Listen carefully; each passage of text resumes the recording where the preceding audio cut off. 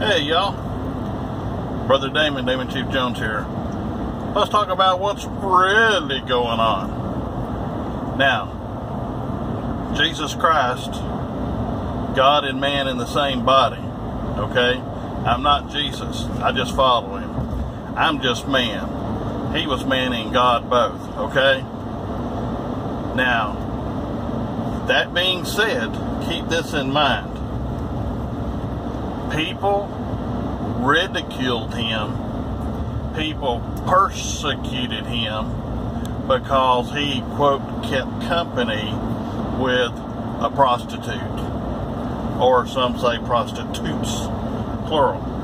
That he dealt with the tax collector. And he dealt with various people in that day. And the people in the temples and the organized religion, they attacked him. The common man attacked him. They said he was wrong.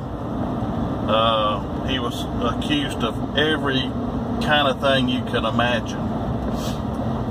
But I never see in the Bible itself that he was accused of sodomy or being a homosexual. However, probably in the last 20 years, maybe a little bit earlier, for the first time, some people in this country had the audacity to accuse him of being a homosexual. They accuse him of being married and having children. That's not in the scripture. But what's really going on is this. It says that the people that are Jesus' disciples, that the people will come after you too. So I've always had people, quote, after me by being a Christian my whole life. They want to tell me, oh, you're that kind of Christian. And, you know, my only response could be is, oh, you're that kind of Christian, back to them. In other words, they're extrapolating that I'm something out of the norm. Well, who decides what's norm? Okay? And I say to them, what kind of Christian are you that you would judge my Christianity? Okay? I actually don't say that back to people. When people say, I may have once or twice, I'd like to cover myself and say I may have and forgot, but I don't, you know, I've had it said to me to my face a handful of times, but not often. But on here, a lot, because we have a lot of electronic cowards. They don't want to tell you their name. They don't want to tell you where they work. They don't want to tell you their background. They just want to be an assassin, an electronic assassin. They want to assassinate your character, your morality, and your dignity. People put half-truths on things, okay? Just like I was fired as a chief of police. That's not a secret. That's not hidden. But it's only half of the truth. The other half is I was fully reinstated, and I later retired. But they don't tell you that part. They don't tell you that over at Midway that they had a lot of labor violations and that they had chiefs of police that stole from the evidence locker the two chiefs of police that came behind me.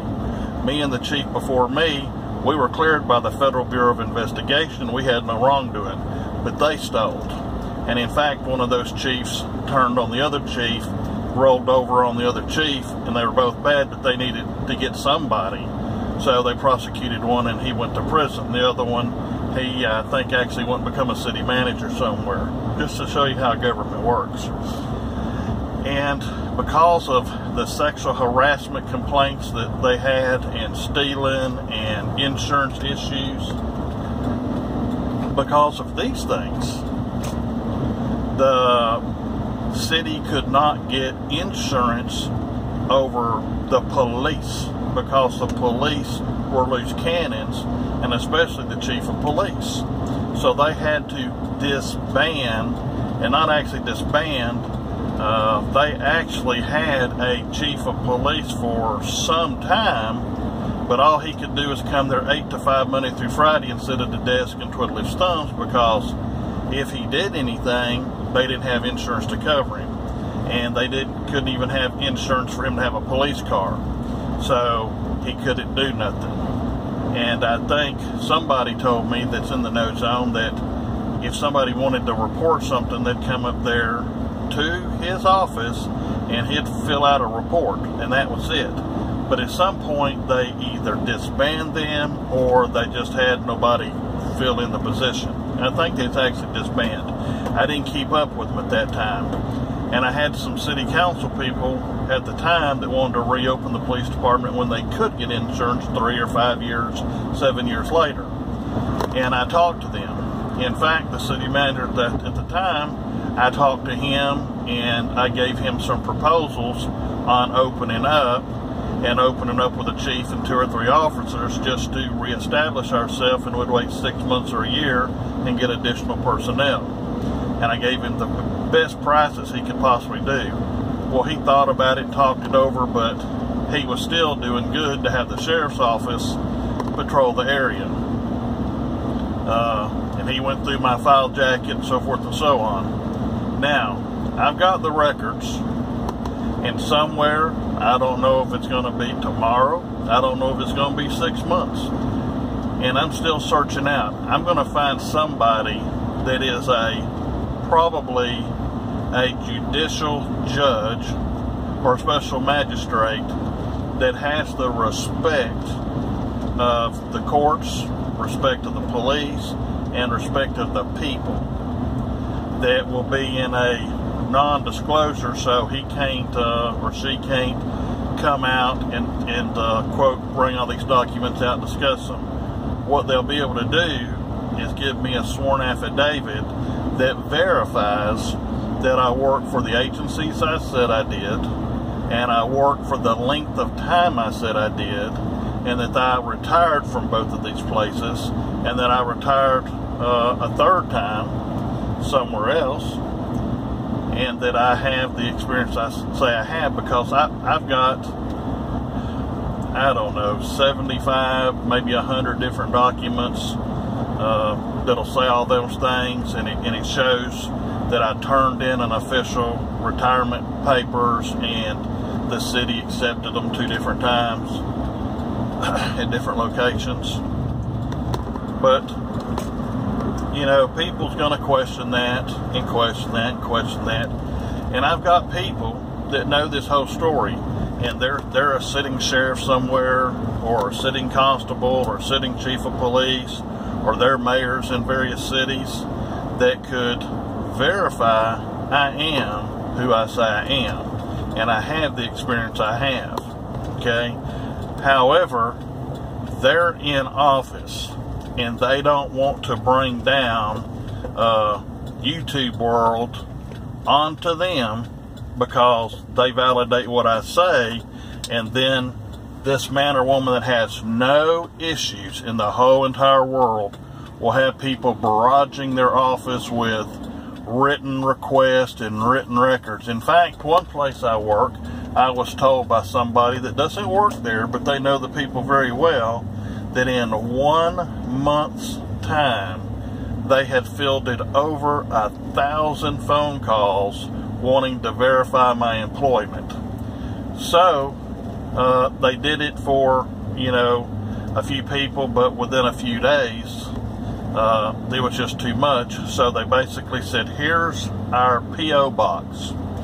Sign a request for public records, or put in your request form, be specific what you want, and this is how much it is a page, and this is how much it is for research by the quarter hour or by the hour, whatever it is. So people will probably spend, depending on what they want, probably between maybe $10 and maybe $100 a piece, and then they'll have to meet the requirements.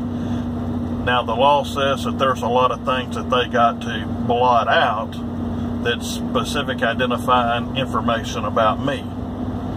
But yeah, it's there, and people can do it as long as they pay for it. But here's my thing. If somebody had been a doctor, a judge, a lawyer, they'd done something quote worthwhile in their life, or they had been in the military even, and I say even, I mean in the Army or in the Marines or whatever. And military people, I love military people. My dad came out of the military. I had uncles and a lot of family members in the military. And in fact, when I was coming out of high school, I want to say it was an E3 or E4, something I could have went in as. And I was going to go into military police. But my score was 2 points or 5 points lower than it needed to be. And I was going to go in on the buddy program with a friend of mine in ROTC. What happened was, to go in the military police, you had to have a certain score, and basically, so long as you could score, it was really low, you could do infantry, and you could stay infantry up to the certain point. Well, the long story short is, I went back and studied, like the recruiter helped me do some studying. I studied, and I got 5 or 8 points, but anyway, I got over the line so I could go in. But I had two traffic citations, one for run the red light and or speeding or something along those lines. I don't remember, you know, in high school days at the very, very end. And so they wouldn't, at that particular time, they thought if you had 2 speeding tickets within 1 year, that you was, quote, reckless and unsafe as far as the military is concerned. They had some pretty high standards, relatively speaking. Anyway, you could get a waiver. There was a lieutenant colonel or a colonel at the Air Force base over at Fort Worth, the way I recall it. I think it was Air Force. Might have been the Naval Air Station. I don't remember. Anyway, but I'm leaning towards Air Force. Every once in a while, I'll know the gist, but not the very specific. But if I don't, I'll tell you. That's just how I roll. Anyway, the whole deal is, the colonel wouldn't sign the waiver, and I was told that, you know, if I could get some people that were officers in the military, 2 or more, that I knew somehow or some way, to speak up for me and go lobby the colonel, which they knew that had happened before and he had signed, I could do it. And I said, well, I don't readily right off the hand. I mean, I know non-commissioned officers, but I don't know commissioned officers, and definitely don't know nobody good enough to get them to go lobby them to do this, because that's basically saying I'm asking you for a special favor, and, you know, the military's old school, and you do something for me, I'm going to do something for you. So they'd basically have to be on the line for me, and, you know, nobody was my good friend that was a lieutenant or higher, so I didn't get to go. So I was mad, and I said, well, tell them this. Tell them, if they ever start up the draft, don't look for me, because I tried to join freely and voluntarily of my own free will, my own consent, my own understanding, okay? But if our nation is attacked from within or from without, you can dang sure be guaranteed I'll be in the local militia protecting my neighborhood, my state, and my nation. And that's still how I feel. The military need not call me for anything, but if we're attacked, I will protect my nation. I am an American, and I am a Texan, but God has reminded me repeatedly that not to cast my pearls among the swine. And y'all know who the swine are. They're the OG trolls, or even newbie wannabe trolls, and so they get 2 or 3, and a guy that I know that can do a lot of checking on electronics says that he knows exactly one of them specifically. He had at last count 12 accounts. So he can go over to my YouTube or yours, and it looks like 12 different people asking various questions or saying various things. So if you're not smart, you're not intelligent enough to know these things, and I didn't know it. I mean, I knew people could have an account or two, but I just wasn't putting it together because it wasn't that big a deal. It said, so they'll cause a reasonable person that just comes to see you for the first time to say, oh my God, it looks like all these people are asking him all these questions. So it infers a false belief. It infers I'm not as intelligent as I say I am, or I'm some bad guy, you know, that I got fired one time as a chief, but they violated the law, and obviously I knew the law, and I did those things that I need to do. Now, I'm in a non-disclosure agreement because, well, I don't even think I can say that, but I'm in non-disclosure. But the whole point is, I was fully, totally, completely reinstated, and at a later time I retired in good standing, and the records are sworn to by the mayor that I retired in good standing.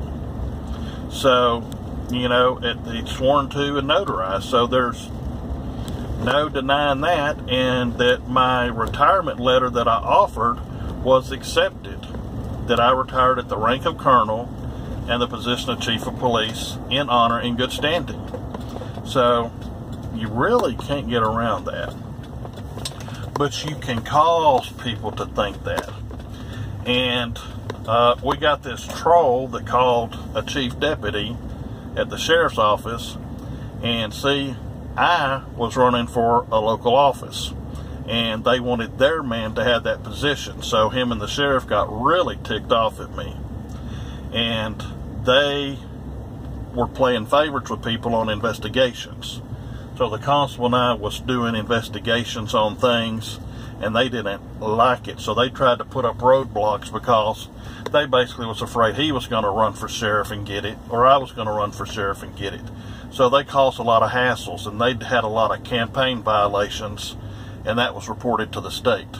Then I helped his opponent run a campaign against him, and I found out a lot of things that he had done that were very questionable. Let's just say that. Very questionable. It's more than that, but that's what I feel comfortable saying. Very questionable. So because I did that, and because they're fearful of somebody that knows more than they know, somebody that has more respect in the community than they do, etc., then they do a lot of things that's, in my opinion, very unethical, and maybe a lot more than that.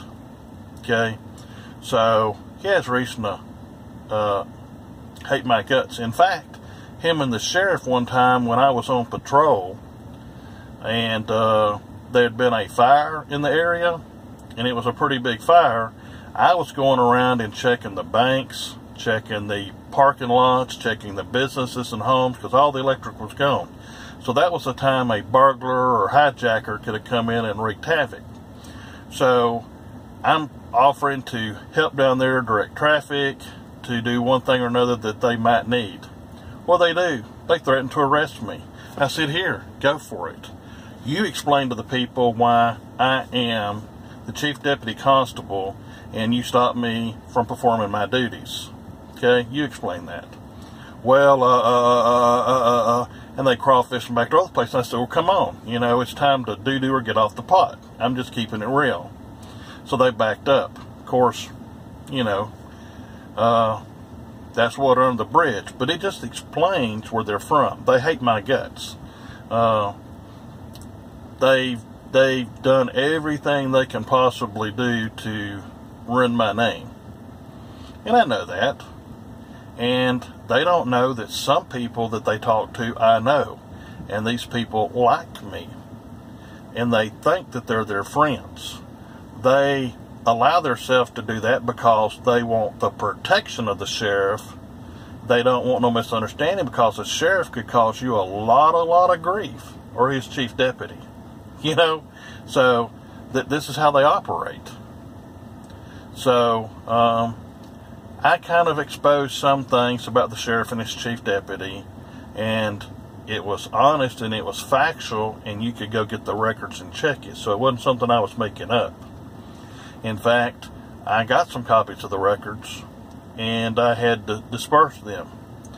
I guess if I needed to, I could go back and get some more.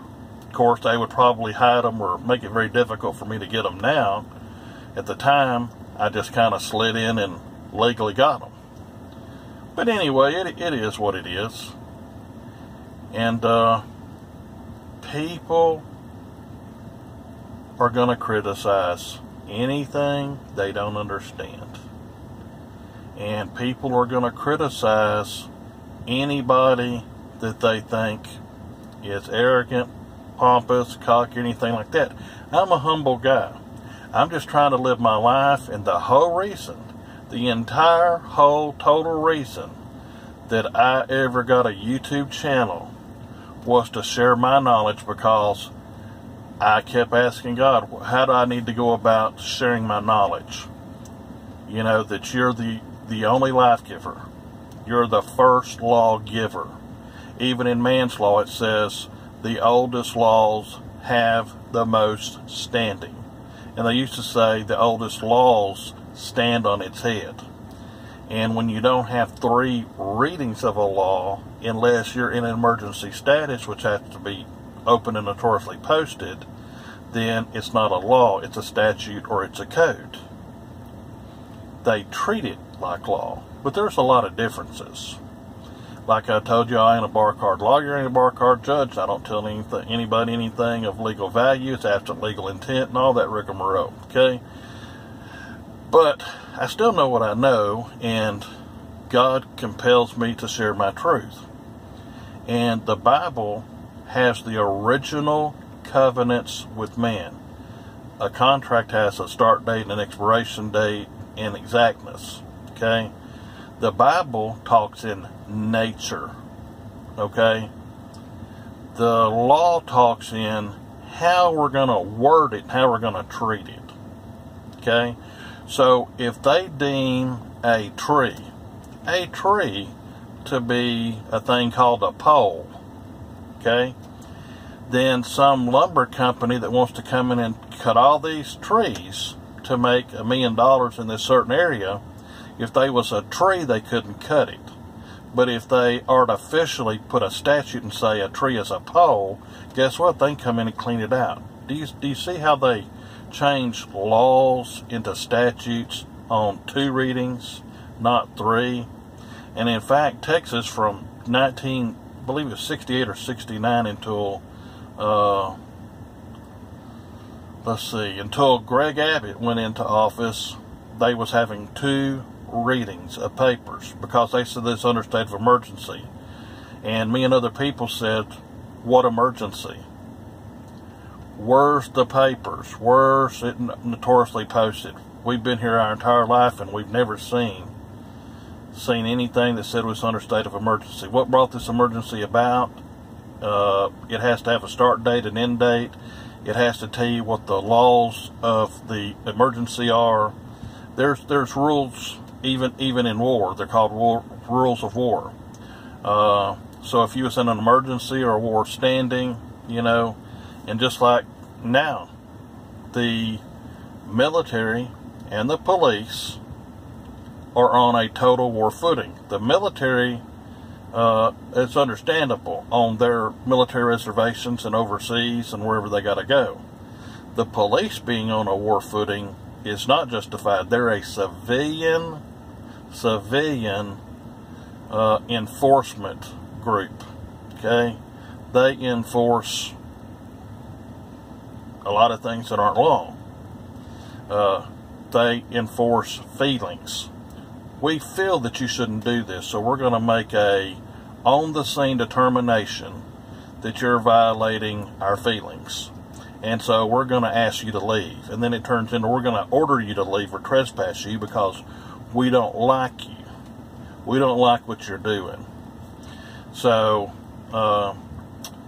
you know, probably about 20 years ago or so, I really and truly had a misconception about a lot of laws. I knew some were wrong, some were bad, and I always went to the legislature, and I went to my representatives and state senators and federal representatives and federal senators to help to change laws to make them better, and some of them thought they were illegal, and we've got laws changed, we've got word definitions changed, and so forth, okay? So I did a lot of good there. But the more and more I studied, and I studied with some of these representatives, I studied with the state's attorneys, I studied with defense counsels, I studied with administrative law people, real estate law people. There's a lot of different laws. So I studied with all these people. And I've sat in city, county, state, and federal judges' private homes and had conversations with them. And that's how I come about my knowledge. And when I share my knowledge, that's what I'm doing. I'm sharing my knowledge. And I'm exercising my First Amendment speech to speak out what I know and what I believe. And I'm attacked for that. You know, prove it, prove it, prove it, prove it. You know, I'm just like, you know, people, I can't prove Jesus' existence. God, I can't prove that to you. But many people put a, quote, demand on me to prove it, that it's not a fairy tale. You know, if you don't believe and you're an atheist, okay. I don't try and come and get you to prove that being an atheist is right. Or if you have some other religion, that your religion is worthy or not. I don't attack you. So people are trying to silence the messenger. Me. I'm the messenger. I'm carrying the message. I'm carrying my beliefs based on my studies and my actual experience. And I'm sharing that with the public in hopes that people will learn and become more educated. So, most of the time, people attack me personally. Sometimes it is my ideas. Now, when people have attacked my idea, I've usually left their comment there. Unless they went over the top, in my opinion. And that's my opinion. It's my channel. If you don't like what I do, then go to another channel. If you don't like what other people are doing, start your own channel. And let the people come chase you down and criticize you and talk bad about you. I'm telling you, if you had a video and you went outside and it was nice and sunshiny and you was in the beautiful mountains and you was talking about what a great day it was, how beautiful it was and nothing else, I guarantee there'd be some people on there that would talk about what beautiful day, what great day, what's so great about it. I seen a video with a woman that was about 75 years old, I'm guessing. She may have even said it, I don't remember, this was a while back. And she was a widow. And she was planting flowers and trying to teach people how to plant flowers, how to take care of them, to make your home or your area a beautiful place. And people told her she didn't plant them right, or it wasn't the right time of year. She didn't do it at the right depth. She didn't go this or that or the other. And that she was a widow and she needed to stay in her home and quit trying to tell people how to plant flowers.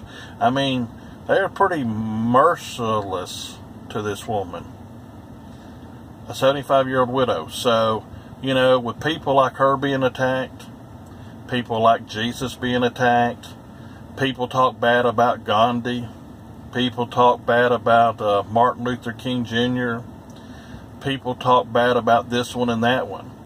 You know, you had the previous administration, Obama, half the people loved him and he could do no wrong. The other people hated him and he couldn't do no right. Now you got Trump in there. Half the people love him and half the people hate him. More or less. I think it's probably more 60-40 or 70-30, but, you know, I'll be questioned on that too, probably, if somebody has something to say about the president. But I like the president, I believe in him, and I support him. And I support our country, and I support our nation.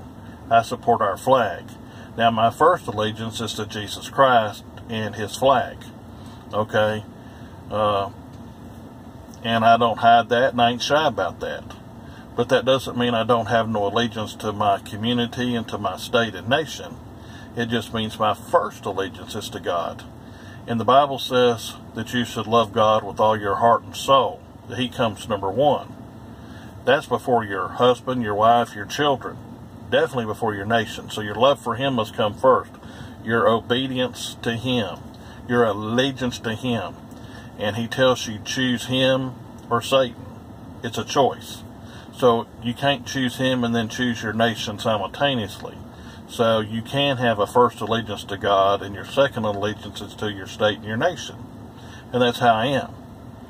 And I've spent my whole life protecting people. I spent my whole life putting my life on the line for people over and over and over. And sometimes I'd get thanks. Sometimes I even got criticized. I've actually helped people and been criticized because I wasn't either fast enough or I didn't do something right. And this happens to cops all the time. Now, there's a difference in a man or woman can go do an audit. And they can do it right. And when I say right, there is no exact right or wrong way. It's your news reporting. You can call yourself a journalist, citizen journalist, press. You can call